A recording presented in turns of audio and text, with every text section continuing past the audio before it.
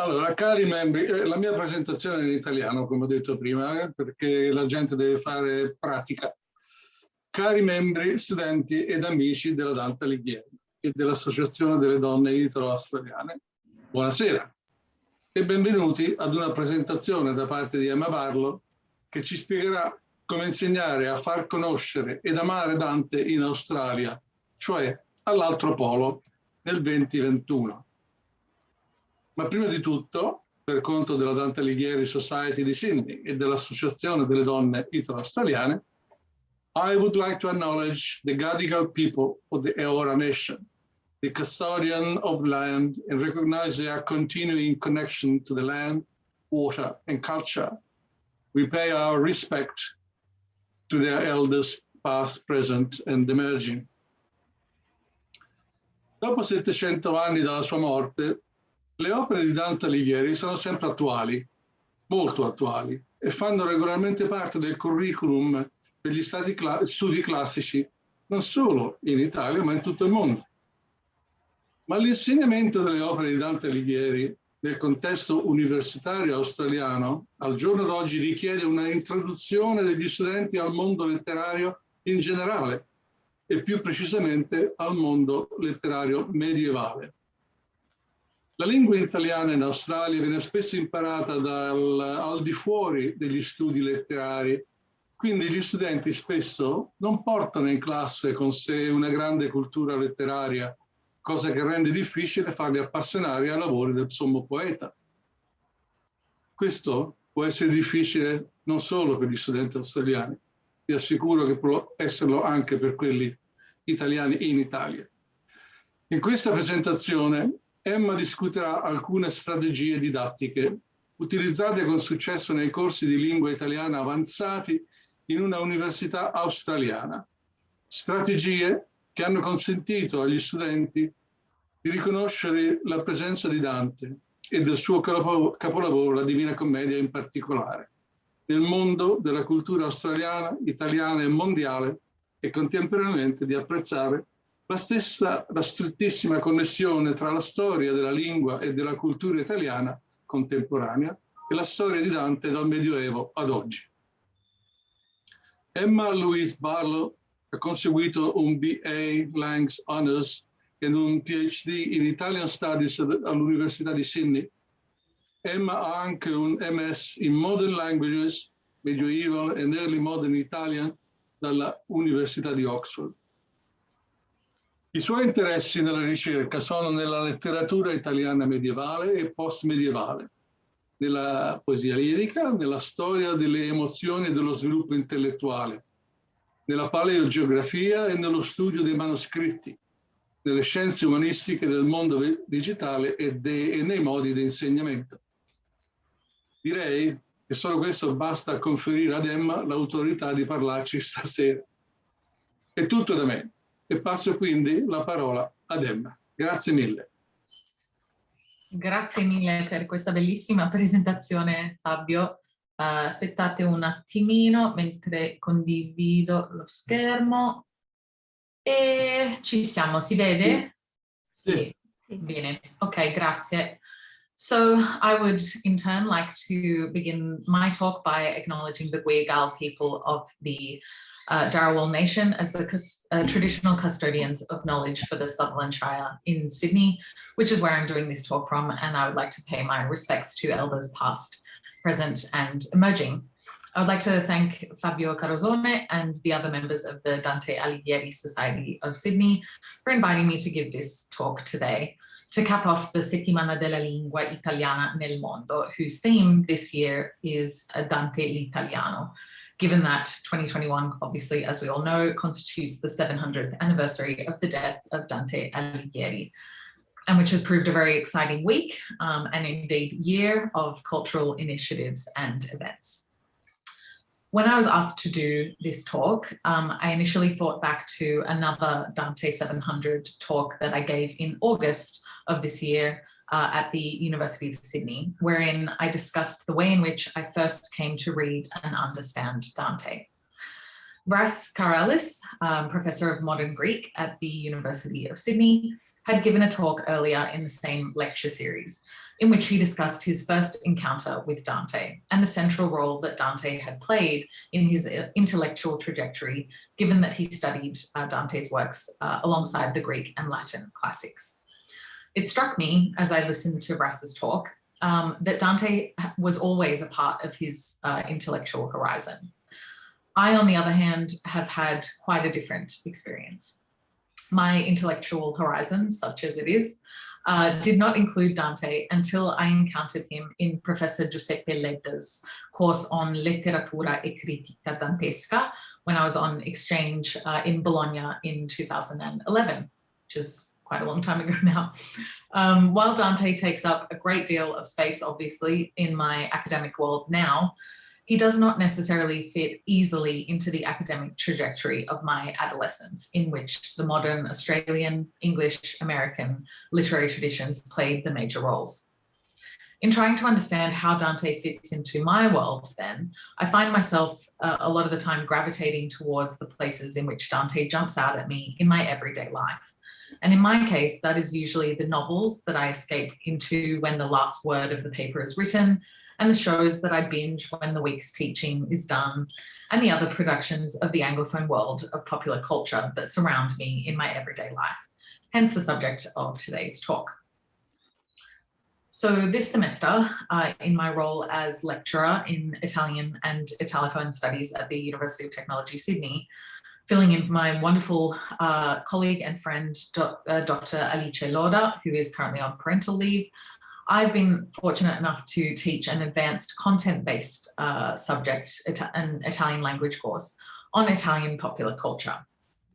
So this course has followed a really interesting trajectory, moving from a study of pop culture icons of the Italian music and variety show scene of the 1960s and 70s, such as Adriano Celentano and Raffaele Carrà, for instance, to an examination of new interpretations of the Commedia all'italiana in films like Tre uomini e una gamba and Manuale d'amore, to then finish on a brief dive into the rich world of Italian comics, looking at figures like Corto Maltese and Dylan Dog.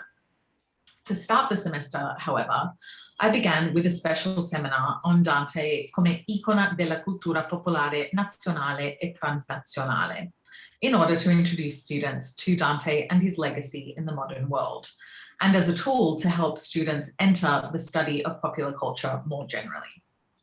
I'm entirely indebted to Dr. Loda for the idea of beginning the course by examining Dante through the lens of popular culture, and for helping me narrow the scope of the seminar when it seemed like it might be about to turn into its own semester-long course, and most of all for devising such an original and thought-provoking course in the first place. This course undoubtedly constitutes a unique and highly valuable experience for UTS Italian students. Sorry, bear with, there we go. So I would imagine that most students of Italian tend to arrive at a study of Dante via a course specifically devoted, at least in some part, to reading Dante's Commedia, whether in the original Italian or in English translation. My own experience with Dante in the Australian tertiary classroom has been one of following and then years later coming back to teach in a course on Dante in the Middle Ages at the University of Sydney, wherein Dante's Commedia is studied in its entirety in English as a semester-long course that can be studied as part of a major in Italian studies or cross-listed to another relevant literary studies or European studies major. The University of Melbourne teaches a course titled To Hell with Dante, in which students read selected cantos of Dante's Inferno in the original Italian. The University of New England runs a course on the crowns of Italian literature, wherein students read the works of Dante, Petrarch, and Boccaccio in Italian. We received a small but delicious taste of this particular course last week when students of this course gave excellent and inspiring presentations of their favorite terzine of Dante's great poem, reading the lines in Italian and in translation, and then giving the audience their own critical and personal commentaries regarding why these particular terzine had particularly touched them or moved them in some way. The presentations were in turn inspired by the collaborative Canto per Canto, Canto per Canto, Conversations with Dante in Our Time, which was an initiative organized by New York University's Department of Italian Studies and Casa Italiana Zerilli Marimo and the Dante Society of America, which has seen the production of podcast conversations about all 100 cantos of Dante's Commedia. The UNE event, hosted by course coordinator and lecturer in Italian, Giulia Torello Hill, who I can see is here today, and senior lecturer in French, Valentino Gozzetti, truly spoke to the role of students as protagonists in their own learning, demonstrating that when students find something of personal interest to them in the ancient texts they study, and when there is an open discussion about the ways in which the works of figures such as Dante can still be considered attuale today, even 700 years after his death, it can give them the keys to unlocking a new world of learning that may otherwise have remained closed off to them. As noted by Valentino Gozzetti, Dante smashes barriers. He can even be taught online and all around the world. So it is clear that there is still a place for Dante, even in our virtual Australian classrooms. My experience of teaching Dante in the School of International Studies and Education at the University of Technology, Sydney, however, has presented its own unique set of challenges. To understand these challenges, it is important first to have some background as to the demographic of students who study languages, and Italian specifically, at the university. The study of languages at the University of Sydney is embedded in international studies, and the languages themselves sit within the School of International Studies and Education, rather than being tied to, say, a School of Languages and Cultures, or a School of Languages and Linguistics, or a School of Humanities, Arts and Social Sciences, or something similar. So the vast majority of UTS students who are studying a language are doing so as part of a Bachelor of International Studies, an undergraduate degree that is designed to build intercultural communication skills and language proficiency, and equipping students to become global citizens who can operate successfully in diverse contexts, both in Australia and internationally. So this Bachelor of International Studies degree can only be studied as a combined degree. So it must be studied in combination with one of 28 other degrees offered across the university, which are in that context known as professional degrees. So in my experience, the students that I've had come through the ranks are often combining the Bachelor of International Studies with a professional degree in business, education, communication, law, or fashion and textiles, though there are many other possible combinations. As such, the language learning experience is a unique one at UTS, as students are studying a language and a culture in tandem with a degree that will give them a professional qualification. If I think back to my own experience then of studying languages at other Australian universities, which I believe was and still is a fairly standard experience of language study in Australia, languages were often studied as individual majors within a generic arts degree of some sort, perhaps in tandem with an English literature major or a linguistics major, for example, or perhaps in tandem with other languages as well. As such, I was able to devote entire semesters to the study of not only the Italian language, but also Italophone literature, film, and cultural studies, not to mention French language and literature, Spanish language and literature, Latin language and literature, and so on. The point is, with these art subjects being my only focus during my undergraduate degree, it was not difficult for me to quickly develop a strong and deep understanding of a long literary culture within the Western sphere. So the greatest challenge for me of teaching Dante's works in the UTS context specifically is first to give students the tools to enter the world of literature in order to then lead them towards the even more challenging world of medieval literature. As I've just explained, my students are often studying the Italian language completely outside of the context of literary studies, as a way of supplementing their professional degree in economics or journalism or whatever the degree is. As such, they often enter my Italian classroom with scant knowledge of literary culture in general, let alone in the Italian context. And so this can make it subsequently quite difficult to impassion them about the works of the Sommo Poeta. So Now we come to a discussion of a number of teaching strategies that I was able to use successfully in advanced Italian language classes at this particular Australian university, which have allowed students to recognise the presence of Dante and his masterpiece, the Commedia in particular, within Australian, Italian and global popular cultures. And I will end the presentation with a discussion of the ways in which these strategies are continuing to prove successful, even long after the initial lesson on Dante was taught. Such strategies have also allowed students to appreciate that the history of today's Italian language and culture is inextricably entwined with Dante's own history.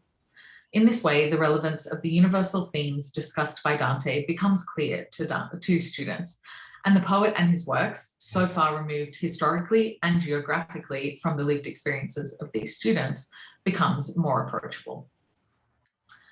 So returning to the structure of the lesson itself, the special seminar had as its theme Dante Pop, un'icona nazionale e transnazionale.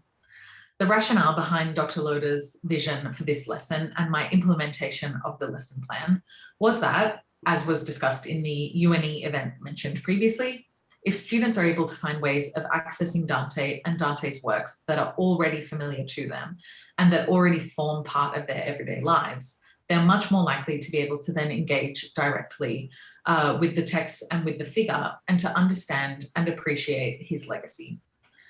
For many of my students, this was their first ever introduction to Dante and the Commedia. And as I will explore throughout this paper, I found that their fascination with the many ways in which Dante's work has been adopted and adapted through over the centuries in literature, film, comics, video games, and so on, allowed them to access a text and an author that may otherwise have remained off limits to them. This special seminar was structured as a 3-hour seminar that took place in week 2 of the semester, and the 25 or so students were given both pre-class work to prepare before the lesson and after class activities to complete before the following week's seminar, as well as in-class individual and group activities to complete during the lesson, which was delivered online via Zoom. In the pre-class activities, I introduced students to the figure of Dante, showing them some examples of the ways in which his image and the narrative of his life have been co-opted, reimagined and repurposed in the contemporary world, as you can see in some of the examples here, in and outside of Italy, and how iconic his physical profile has become.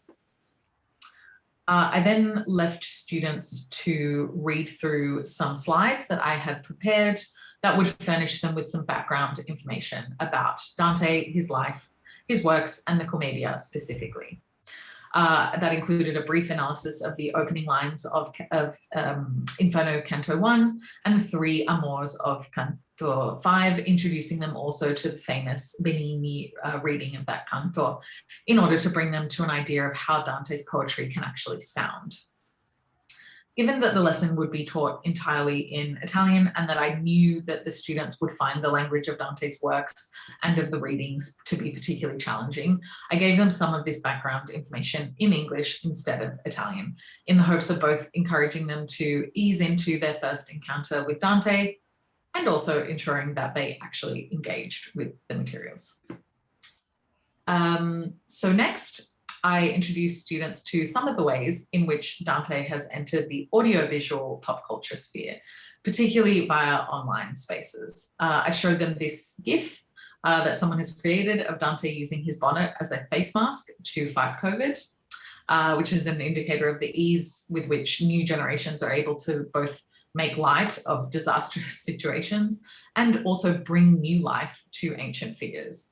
Which also reminded me in turn of the excellent meme that I had come across at the beginning of the COVID-19 crisis, which I'm sure you've all seen countless times by now. The L'ultima cena in videoconferenza, which I also showed to students again, and which, given the imminent easing of restrictions, we were actually finally able to laugh at again, which was nice. I wanted to give students a taste of the rich visual tradition surrounding Dante's Commedia, but I also wanted to demonstrate how ceaselessly this tradition has continued to supply new images of the poet and of his most famous work. So instead of presenting them with one of the traditional maps of the cone of Dante's Hell that are so familiar to us and perhaps almost a little tired, I presented instead this amazing illustrated 8-bit map created by a group of friends just online and posted on various social news sites such as Reddit. Again, this served the purpose of introducing students to the important visual aspect of hell and how it could and should be imagined, while also ensuring that students were able to engage with a clear map that delineates precisely what is contained in each section. After that, I left them to enjoy the audiovisual delights of Sean Meredith's 2007 paper puppet satire film, Dante's Inferno, which details the journey of Dante the Pilgrim as if he were a down and out 30-something from Brooklyn, going through a serious midlife crisis. I'm going to try and play the trailer for you now, if that's okay, in case anyone hasn't seen it before, because it's quite brilliant. And even if you have seen it before, in my opinion, it doesn't hurt to watch it again. So we'll see if this is going to work, but actually maybe it won't work. In any case, I can always send the link around later. It's basically a series of so Sean Meredith created this film just of the Inferno. So he created all of these paper puppets in a kind of 1800s style and created this film that is set in modern day, the kind of ghetto areas of New York. And that is the setting for the beginning of Dante's Hell. So yeah, Dante is this kind of guy who's feeling a little bit lost and doesn't really know what he's going to do with the rest of his life. So Virgil comes along and takes him down through the various circles, which are all linked to different sorts of characters that you would find in modern day New York. So yeah, it's definitely worth a watch, and the students really enjoyed that. There we go.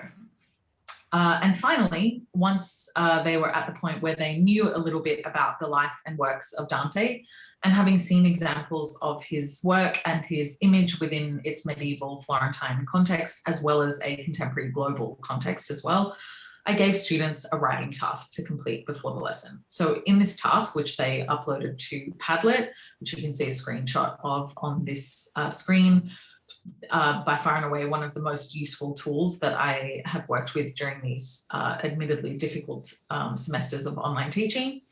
So I asked students to reflect on Dante's status as an icon of national and transnational popular culture.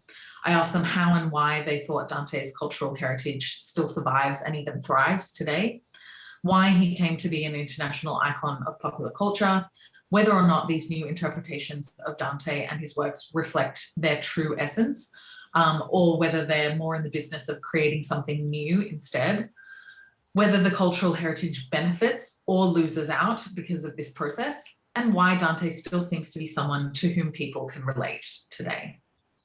And even with the kind of, I guess, on the surface, minimal preparation that the students had had, the student responses were eloquent and well considered, and it assured me that students already had a good grasp of how significant a role Dante played during his own time and continues to play in world popular culture today, leaving me confident that our lesson would be a productive one. So there we go. So a part of the lesson, which I won't go into here, was dedicated to a more general discussion of popular culture, what it is, what its origins are, what it has looked like in different contexts and time periods, and how we understand it today in an Australian context. So following this discussion in the live lesson, we returned to the students' pre-class Padlet responses, and I engaged them in a lively group debate about whether or not Dante's cultural heritage is positively, negatively, or neutrally affected when viewed through the lens of these new imaginings of his image and works. With many students, there were students who kind of landed on all of those different opinions, which was really interesting. Yeah, quite a number of students honed in on the universal themes of Dante's Commedia as reasons for its and his continued popularity today. A number of students also in the Padlet activity, they had revealed a sort of faint memory of possibly having come across Dante's work through kind of other later literary works. And so my next task, based on that, that feedback that they've given, was to inform students of some of the literary and artistic afterlives of Dante and the Commedia in particular, in Italy and far beyond, discussing writers such as Virginia Woolf, artists such as William Blake, as well as the plethora of Dante remakes that have come to us through video games, comics, children's books, and of course, Dante merchandise. And we also had a long discussion about Dante Pop, Dante Spot, in the sense of the phenomenon in which Dante's name and or image are used to sell all sorts of things, kind of anything from olive oil to toilet paper to phone plans. They're adopted in various campaigns that are instructing Italians not to waste water and not to use English words in their speech, and so on. I then moved to an explanation of Dante's place in the Italian classroom and of the importance of his Commedia, especially as a compendium of medieval Italian culture and language, and finally focusing in on the thing that I believe entices us to continue reading Dante today, which is the richness of his metaphors. So leading on from this, this is still in the live lesson, I set the students a group activity which I was hopeful would be a fertile one, and I was not disappointed. The students took to this activity like ducks to water. I divided the class into groups and set each group up with a slide on a Google slide deck, which they can use to collaborate on a group activity together. Again, another invaluable tool that's been at my disposal during this online teaching period. So each group was actually given the same set of terzine from Inferno Canto 31, so it was lines 19 to 69 and then 130 to 145. So each group had to come up with a summary. As you can see on the slides, it's very small, but I can send you a bigger version if you would like to see it later. So each of the groups had to come up with a summary of what was happening in the lines, what similes and metaphors they were able to identify in those particular lines, any other literary techniques that they had kind of noticed or that they thought might be kind of happening in those lines, and why they thought this canto had so captured the imagination of readers over the centuries. Despite being set the same exact text, each group's responses were delightfully different, with groups noting Dante's comparison of the giants to towers, discussing Virgil's comment about Dante's incorrect vision of the giants as a metaphor for the notion that the perils of hell feel much closer when one is nearer to death, examining the metaphor of the strada as both a literal and spiritual path, and exploring the plethora of intertextual references contained within these few lines, leading to a really fruitful discussion of the literary heritage present in Dante's works more broadly. This canto was particularly relevant as a number of students in the group had had the opportunity, and I kind of knew this beforehand, I knew that a couple of students had managed to at least start their exchange year overseas in Bologna before the pandemic struck. So they got to spend a few weeks there and then got hauled back home, unfortunately. But those students were able to narrate their experiences of standing beneath the Garisenda and the Asinelli towers and feeling the ground sway beneath their feet as the clouds raced by and made it look as though the towers were falling, thus bringing the student experience into the classroom and allowing those who have not yet had the chance to go to Italy to imagine themselves there, and again, imagine themselves in the same place where Dante stood so many centuries ago. The most challenging aspect of my lesson on Dante was how to incorporate the different grammatical concepts to be studied in those weeks into the discussion. So the Italian popular culture course is a bit of a complex one in the sense that it is classified as a B1 plus course according to the Common European Framework for Languages. So it actually contains different language streams within it. Each one at a different grammatical level. So stream 1 is at the B1 to B2 level, stream 2 is at the B2 to C1 level, and stream 3 is at the C1 to C2 level. As such, they all have to be studying different grammatical points at kind of simultaneously. So stream 1 needed to be doing some revision of the concordances of the subjunctive forms. Stream 2 needed to revise the many Italian passive forms, and stream 3 were examining nominalizations. As it turned out, however, this actually provided me with an ideal opportunity to impress upon students that Dante's Commedia truly is a synthesis of pretty much the entire Italian language. I found numerous examples of all three grammatical points that the students needed to engage with within the text of the Commedia. And so I was able to show students that while, yes, in some cases, the grammar has obviously shifted somewhat from the medieval to the modern context, Dante's Italian nonetheless maintains a close relationship with standard Italian, something which seemed to actually amaze quite a few students, many of whom I'm sure had heard the, Dante is like the Italian Shakespeare kind of comparison, which is, in my experience, so very far from accurate, because I certainly can't read Shakespeare in English in the same way that I can read Dante in Italian. So students then continue to work on those grammar exercises in the after-class activities and kind of continue that reflection on the fact that we can still recognize these same grammatical constructs in Dante's work and in modern Italian. To end the lesson and the seminar as a whole, the kind of live seminar, we actually translated the opening 25 lines of Inferno Canto 5 so instead of doing a translation from the Italian to the English, which is what we would often do in these translation labs, I actually thought it would be more kind of fruitful and more interesting for them to do a translation from the original Italian into standard Italian to really get their brains kind of working in that kind of Italian, completely Italian sphere. So they did that in groups using the Princeton Dante Project's online Petrocchi and Hollander translation side-by-side version to guide them. And then I divided, once we've kind of got the ball rolling with that kind of group translation, I then further divided them into individual groups according to their grammar stream. So they're all with other students who are in the same stream as them, so that they could each— Hello, everybody. Sorry. And so I divided everyone into the groups according to their stream so that they could each translate a section of Inferno 5 into standard Italian. So the students then submitted their collaborative translations for marking and feedback. And then I kind of uploaded a document afterwards that contained Anna Maria Chiavacci Leonardi's modern Italian version, so that they could compare their own modern Italian translation to Chiavacci Leonardi's translation to see kind of where they'd not necessarily gone wrong, but where there were kind of differences that they could learn from. So this activity ended up culminating in a full collaborative group translation of the 5th canto, which was a lovely way to end this special week on Dante. So following this, to be completely frank, as successful as I had felt the seminar had been, I had not expected students to continue to be interested as they have been in Dante and his work following the lesson.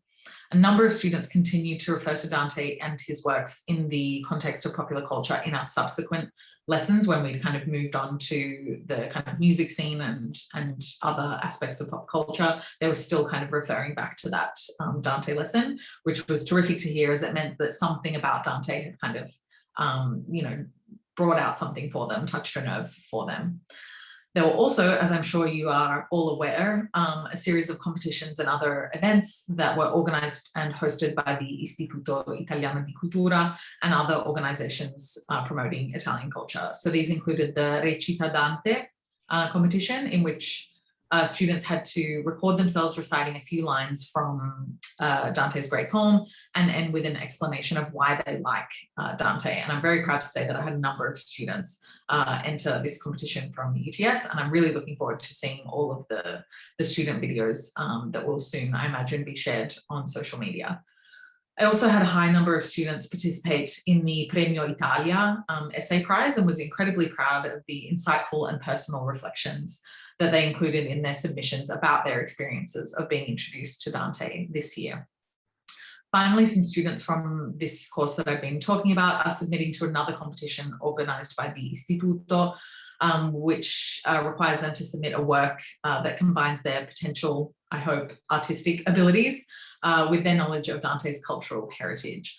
And they'll also be using their newly gained knowledge of Italian comics, which is something that we studied later in the semester.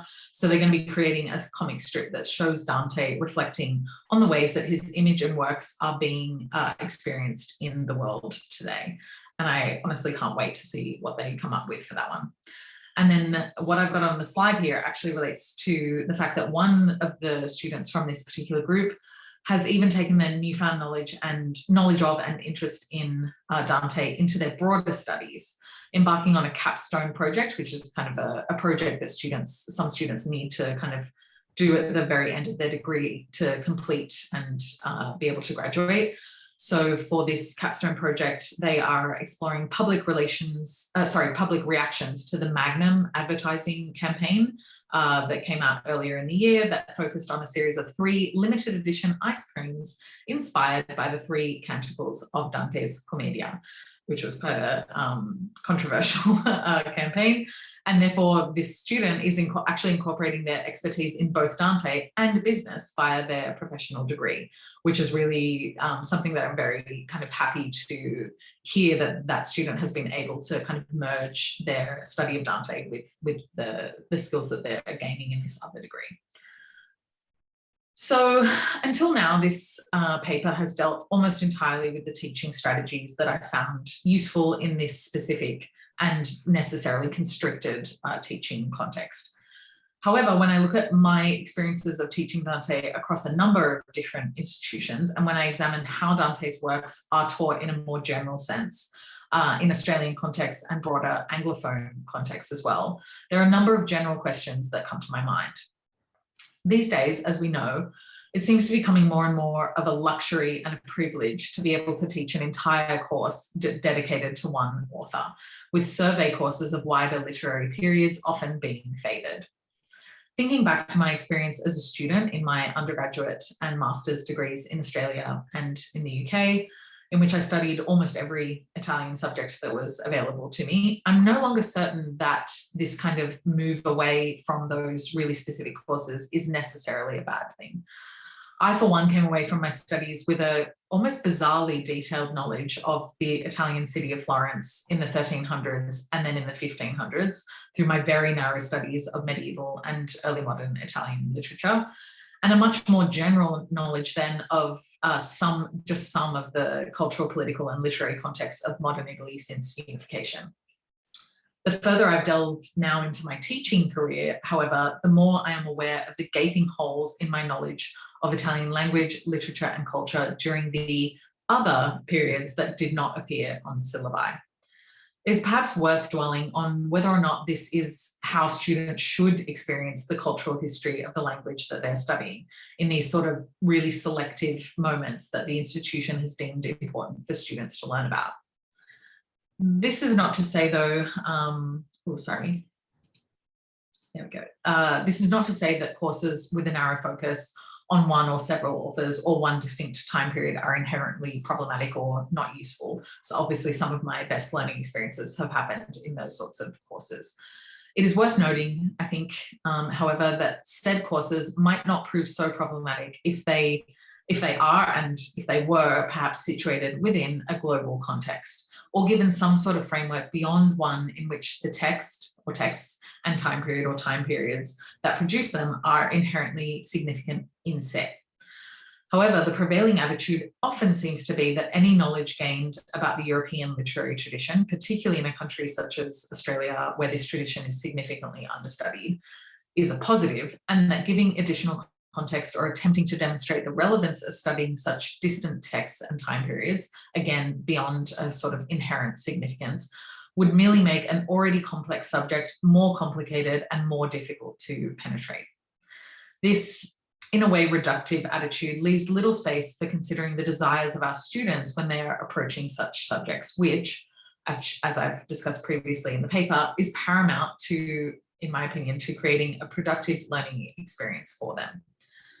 My experiences of teaching Dante's Commedia to groups composed primarily of young 20-somethings in which they are allowed to choose their own final essay topic has shown me that students often have a strong desire to bring the issues that are concerning them in their everyday lives into their studies of these potentially distant literatures.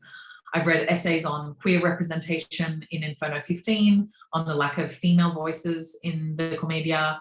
I myself have discussed the parallels between the suicide narratives presented in Inferno 13 and Purgatorio 1 and present-day discourses surrounding mental health. Our students are telling us that they want more from these courses, that in fact, perhaps the long tradition to which these courses belong might be overdue for a refresh. Oh, sorry, I managed to go back there again. Apologies. So continuing on this same vein, in response to the question of whether or not the Western canon is still a pertinent concept, Louise Dassin, a professor of English at Macquarie University and teacher of medieval literature, elucidates medieval studies in particular as a subject that is highly marginal. As she sees it, well-known texts such as Chaucer's Canterbury Tales or Dante's Divine Comedy are frequently invoked as epitomizing the Western canon in all its whiteness, masculinity, and Christian unanimity.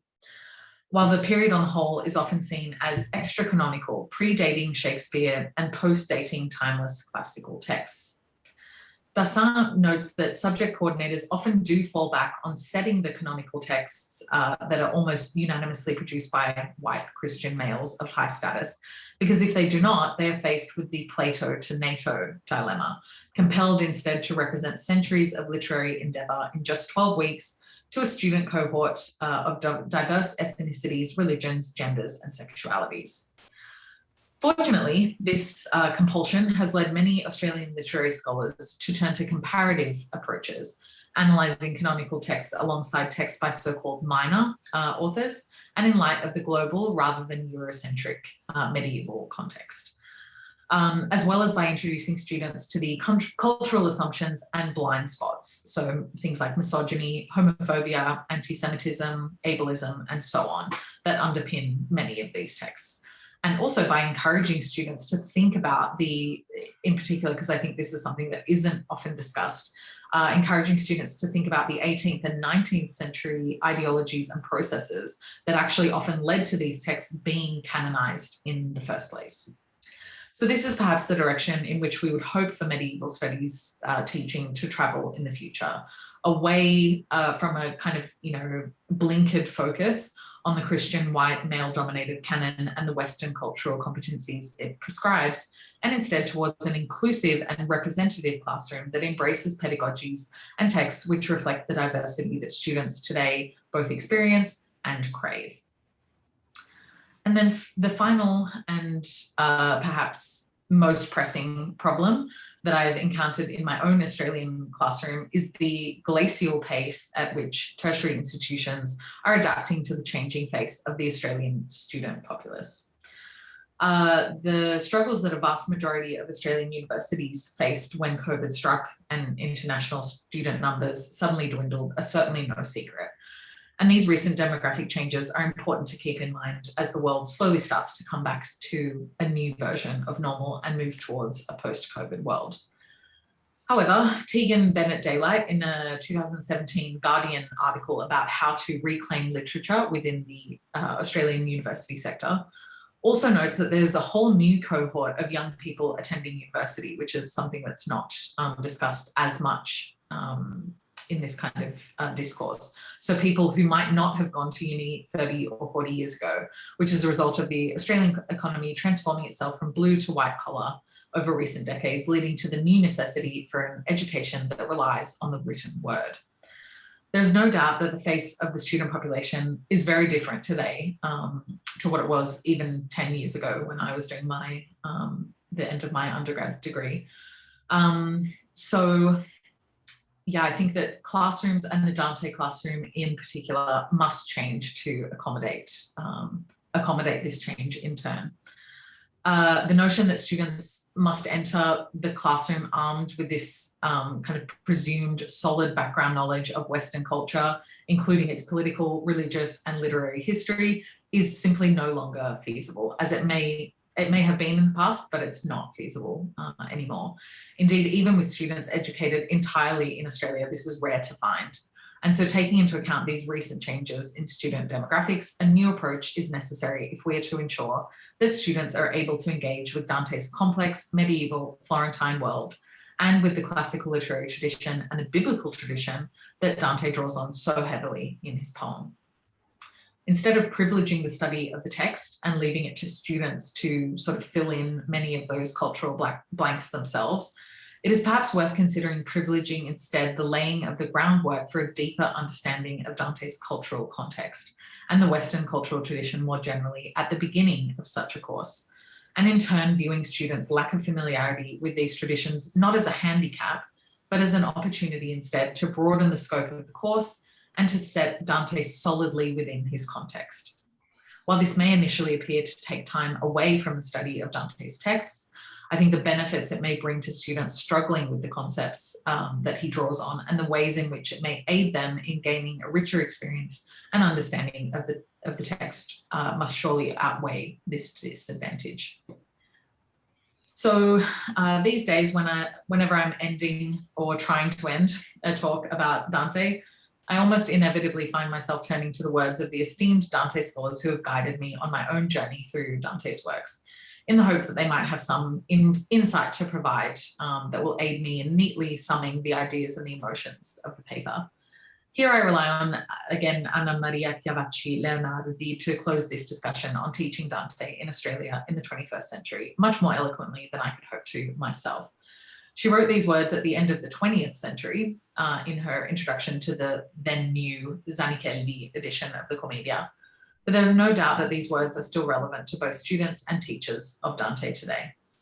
And I quote, "Alla fine del secondo millennio, in questo nostro secolo in cui 2 guerre mondiali e l'aprirsi di paurosi scenari di distruzione nucleare hanno riproposto con violenza agli uomini il problema del senso della loro vita sulla terra, forse il poeta fiorentino del Trecento può ancora offrire, con la sua grande parola così vicina all'uomo e così immersa nel divino, una indicazione di speranza."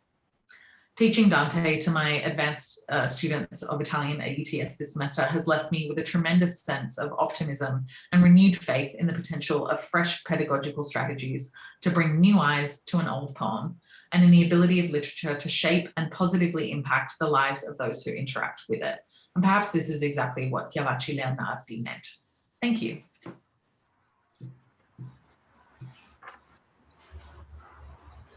Thank you very much, Emma. You have a very fast run through a lot of issues, and I hope. Oh, really? Well, you covered a lot of ground. Oh, yeah. Apologies, I thought you meant technical issues. I was like, oh no, do I have to do it again? No, really, it's not difficult to address all these issues in a 5 minutes or 10 minutes or 1 hour time. So I know somebody will want to put some questions to you, but before that, if I'm allowed to, I want to show you this. This is a canto by canto manuale dantesco per tutti, pubblicato dalla Dante Alighieri Society, dalla società Dante Alighieri. È un manuale prezioso per leggere e capire profondamente la Divina Commedia. Se qualcuno è interessato, possiamo cercare di ottenerne delle copie. È stato pubblicato nel 2017 e il modo di usarlo, al mio conto, io l'ho rifatto, mi sono volute parecchie settimane perché uno deve usare il tempo che ha a disposizione. L'idea è di leggere il manuale, un canto alla volta, e poi leggere il canto di Dante, in modo che le idee sono chiare e la lingua diventa più chiara. Chiaramente nella lettura di Dante tradotta in qualsiasi altra lingua, dall'inglese allo spagnolo al cinese, si perde quella che è la maestria del nostro poeta, la metrica degli endecasillabi, l'accenti, la cadenza, che voglio dire benigni, più di altro, nella mia opinione, più di altro degli attori precedenti, tipo Gassman, eccetera, è stato capace di fare. Lui, toscano, ha immesso nella lettura la metrica chiara e limpida e il suo accento toscano, che rende l'ascolto della Divina Commedia da parte di Benigni una soddisfazione enorme, perlomeno per quanto riguarda me. Ero anche, Benigni è disponibile in varie forme di registrazione, uno lo può acquistare, immagino. Un'altra cosa che mi ha soddisfatto e colpito è i commenti degli studenti che rispondevano ai tuoi saggi, dove si leggeva un italiano non perfetto, ma per questo molto di più apprezzabile. Ma l'idea era ottima, molto bella, molto buona. E adesso lascerò la voce, il microfono ad altre persone che vogliono fare delle domande. Ricorderò che questa conferenza è registrata e quindi sarà disponibile sul sito della Dante Alighieri nel giro di 2 o 3 giorni, attraverso Facebook, YouTube e Instagram. Adesso sono sicuro che ci sono delle persone che vorrebbero farle delle domande e passo la parola a chi?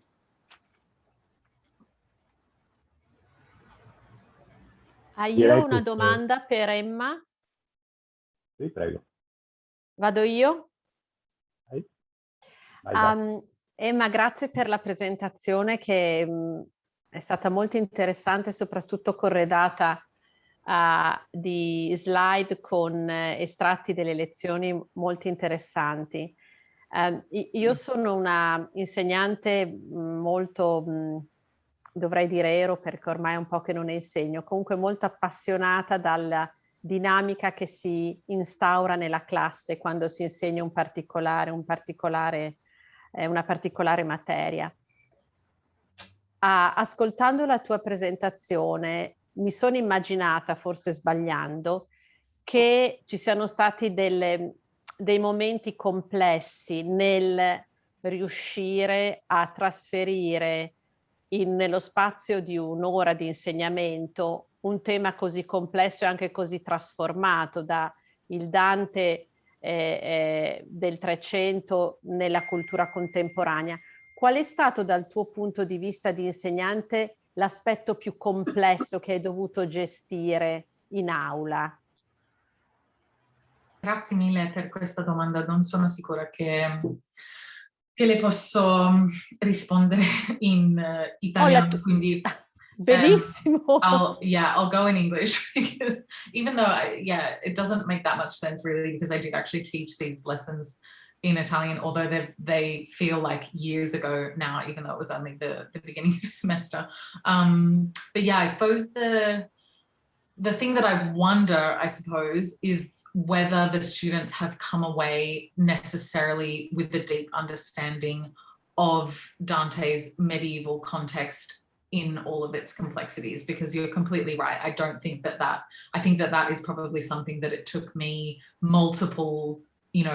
doing multiple courses just focused on Dante. I think it took me doing that and already having quite a kind of deep interest in medieval culture from the kind of English, like Anglo-Saxon standpoint. I already had that interest. Then I came to Dante, so I kind of already had an understanding of what was going on in that ambito. So I can't say that the students necessarily came away with a very deep understanding of what was going on in Dante's kind of medieval context in terms of the politics, in terms of the kind of social mores. But in terms of, I suppose, Dante specifically, and I think it was just so interesting to me the way that they immediately connected really hard with these kind of themes that they saw coming out from the works, themes of love, themes of forgiveness, themes of, the idea of sin in itself. Lots of students, when they were doing, because the students actually had to do an assessment based on this seminar as well. Lots of the students reflected quite sort of in depth about the way that we can kind of transpose Dante's take on, you know, his kind of Christian religious take on the afterlife to a modern context where, you know, that Christian context may not necessarily still be relevant. But it was just interesting that a lot of the students were still relating it to like a kind of moral concern. So that does seem to be something that is still kind of, that they're finding quite relevant and useful and interesting to them. Yeah, I'm not sure if I answered your question. Absolutely, absolutely, you did. Thank you, Emma. Thank you so much for the question. Julia, I think you have your hand up, yeah? I do. Grazie. I just wanted to say that it was an incredible paper, so congratulations. And, you know, it's really refreshing to see, well, a new generation of Italianists emerging in this very difficult environment that we're all living in. I thought it was really incredible to expose the students without necessarily any background in literature to the word of Dante. So I thought you did an incredible job to really make Dante so approachable and really to elicit different interests in visual culture and in all sort of forms of popular culture. So that was fantastic. I was particularly interested in your use of Padlet. So I was quite interested in all this. It seemed to me that a lot of the class activities and assessment really entailed collaborative work, which is something that I rarely use in my classroom because I found that it's sometimes difficult to find a group that works well together. As you know, I teach mostly online, being at UNE, so there isn't that day-to-day contact in a classroom. So yeah, I was very interested to see how you thought that was the right tool to use and how the students responded to it. Grazie. Thank you so much for the question, Julia. Yeah, so I think that, to be honest, I mean, obviously no one's glad that COVID happened, but I'm glad in the sense that it gave me an opportunity to have to throw myself into this, you know, world of online teaching where I probably never would have done that otherwise. And it's so interesting because it's left me with a lot of tools that I have actually been, so for a period last semester, we were actually back on campus with a couple of the groups, and then this semester we're all back online again. But it has actually left me with some tools that I've been able to still incorporate into the kind of in-person classroom as well. I found that things like Padlet, things like Google Slides, it's actually quite useful for the students to be able to use those tools even in a face-to-face kind of context. So yeah, I think that it is tricky though, because for example, one of my other groups of Italian students, if I think about all of the kind of groups that I have, you know, different levels, there's definitely groups where I don't think that level of group kind of collaborative activity would have worked. For some reason, this particular group, it could be because of the fact that it was split into the different streams. So the majority of the class were in the stream 1 category. So there were probably maybe 15 or 16 students in that stream, then 4 students in stream 2 and 4 students in stream 3. So when you actually put the students into those groups and they're constantly working with the same group all the time, they do seem to kind of form closer relationships. And therefore, as soon as you put them, you know, it gets to halfway through the semester, you can tell that they're looking forward to going into those groups. So I think it is something that was potentially came down very much to luck rather than anything that I did. But yeah, I think it's also that in itself is a skill, knowing when those group activities are going to work and kind of feeling out the group at the beginning of the semester, kind of getting an idea about whether there are going to be particular activities that might work well and other ones that, you know, are going to work for this group but not for that group. So yeah, but it's definitely I was just so pleased, not just for the kind of Dante seminar, but throughout the semester, these group activities. Every week we kind of do some sort of activity where they're all collaborating in groups on slides, kind of changing the groups up occasionally to keep it, you know, fresh and make sure that they're getting different perspectives and opinions. But yeah, it's been an incredibly super useful tools. Google Slides and Padlet have been my best friends throughout COVID for sure. Yeah, thank you. Grazie a te.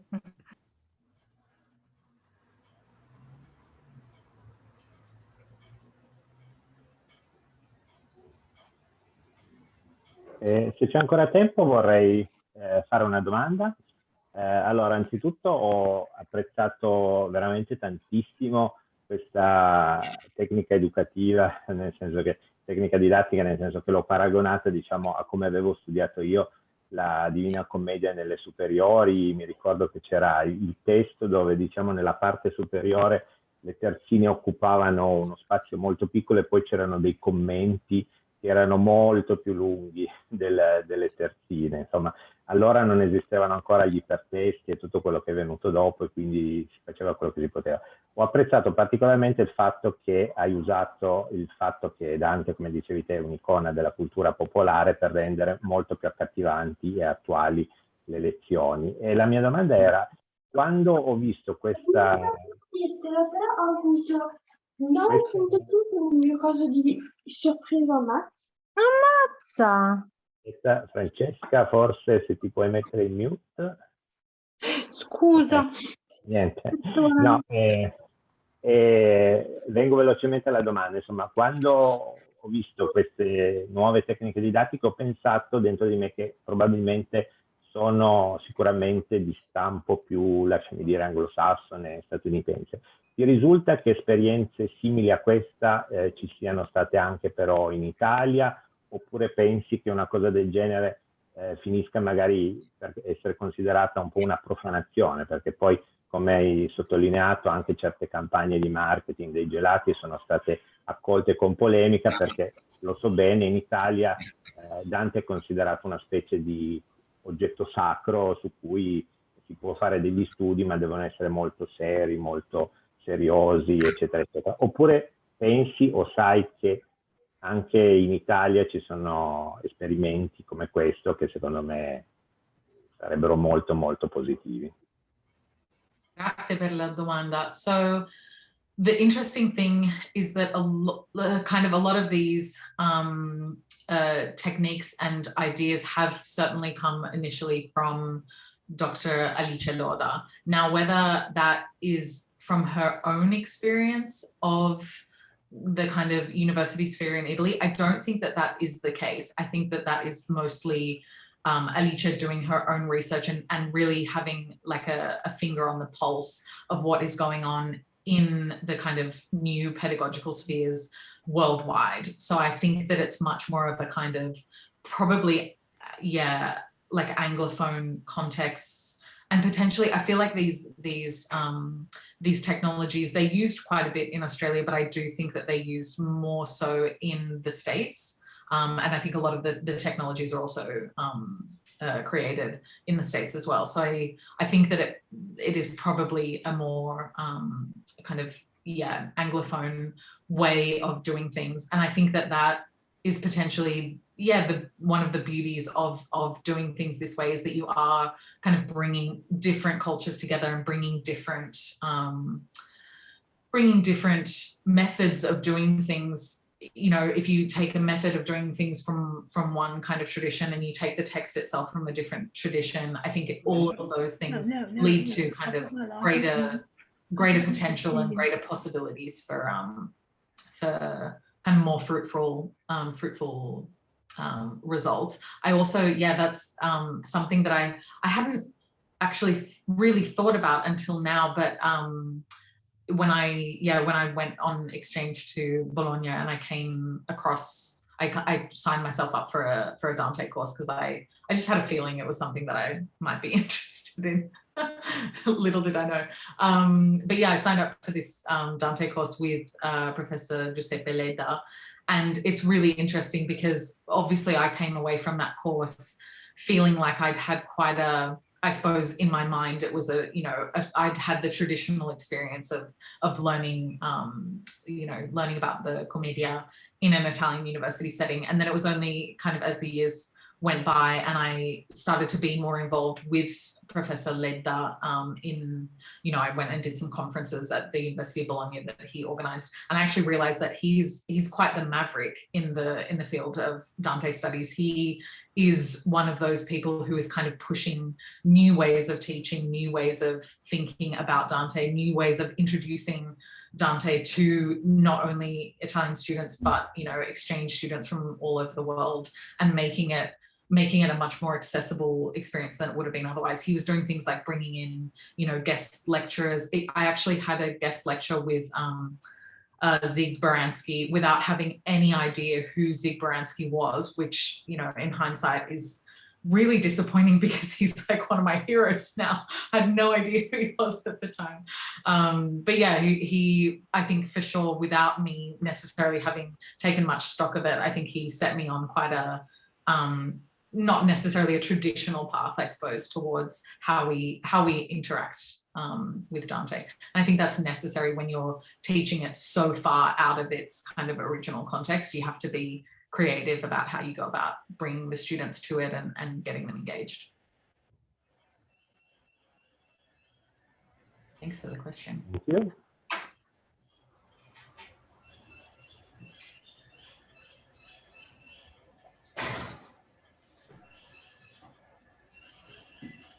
Fabio, say unmute. Yes, I got a comment. It goes back to the way I had to slug through the study of the Divina Commedia al Liceo Classico, which took 3 years, 1 year per cantica. And it was hammered in our heads rather than participating. And we had really to go through all the little lines, the little comments, and the accents and the metrics and all these sort of things. And I wish I could enjoy some of the better methods of teaching that you have highlighted. Yes, to this we can add 5 years of Greek, ancient Greek. Looking at you, I probably have the oldest one on the screen, so I don't think so. Inexperience, so Rita, I would bet on you. 71? 82. Oh, well, good. Congratulations. You look wonderful. Thank you very much. Very kind of you, too kind. Anyhow, if anybody has further questions or comments about the good performance of Emma, Emma's performance was stimulating. It was very detailed, very prepared, and engaging, which is, several things that put together are usually not all together, but they can either be one or the other. So to embrace it all in one lot is quite an achievement. So well done for that. I just want to say very briefly that my experience in Italy as a young student, as opposed to then coming to Australia and experiencing the English method of teaching, is a totally different worlds apart, As a child, I was always very stimulated by the teaching in Italy because it made me want to not only go to school, but actually sit and listen to the teachers who used anecdotes, who used little stories to remind you of things. In some ways, it was never projected seriously, even at a higher level. There was always a humor behind it, which allowed students to engage and really stimulate their creativity and their minds, In of course, the Australian way, what I would love to see more in secondary, particularly, is a sort of teaching where, they study Dante, right? Like they do with Shakespeare, or, literature or at a lower level, but start from there in a sort of approachable way, you know, but also use the teachings, maybe learn a little bit from the global teaching, which is totally different because it is not as engaging, unfortunately. It's very black and white. It's very sort of, you know, if you haven't heard it now, that's, you know, bad luck sort of thing. So you have to tune in, but it becomes boring after a while. It doesn't stimulate you at all. And I think if that approach could be used, you know, even at that secondary stage to allow you to then progress to, you know, tertiary level, I think that that would be a very useful tool. That's. Yeah, I completely agree. Yeah, I mean, in my own experience of having done, you know, all of my primary, secondary, tertiary at various institutions in Australia, I wonder whether it comes back to even a kind of societal view of teaching and teachers, you know, more broadly. I think so often people go into teaching in Australia, and I mean, this is a kind of huge oversimplification, but I think a lot of the time people go into teaching not necessarily because they have a passion for teaching and for transmitting that passion to students. Absolutely. Whereas I think it is something that, at least the impression that I got is that teachers at whatever level are just much more kind of respected and revered in countries like Italy. I don't think that that's the case so much in Australia. And from my students' perspectives as well, the number of times that I get feedback about, you know, it's most of the things I hear are, it's great to have someone who clearly cares about the thing that they're teaching. And it's also great to have someone who feels like a real person. That is actually, you know, the passion is important, you know. I think you transmit that. I think if you have the passion and you know how to transmit it, you can work every other thing out. I really absolutely. Yeah, I'm on board with that 100%. Yeah. For the comment. Okay, so this has been good. Allora, se nessuno ha ulteriori domande o commenti, io voglio ringraziare Emma di nuovo per la eccellente presentazione e averci fatto capire, o perlomeno avermi fatto capire come funzionano le cose nell'insegnamento in Australia, non solo di Dante ma anche di altre parti dell'insegnamento. Clap. Thank you so much. Thank you everyone for being here. It's been a pleasure. Thank you. Yes. So, thank you very much. Is somebody raising his hand like Roberto? No, that's fine. So I am glad to close this meeting, and hopefully maybe you would like to see again the cover of this book, because it's something which is really worth getting hold of if you want to reread the Divina Commedia. So thank you very much, Emma, again, and thank you to everybody for attending, and the next time. Thank you. Thank you, everyone. Ciao. Ciao a tutti. Thank you.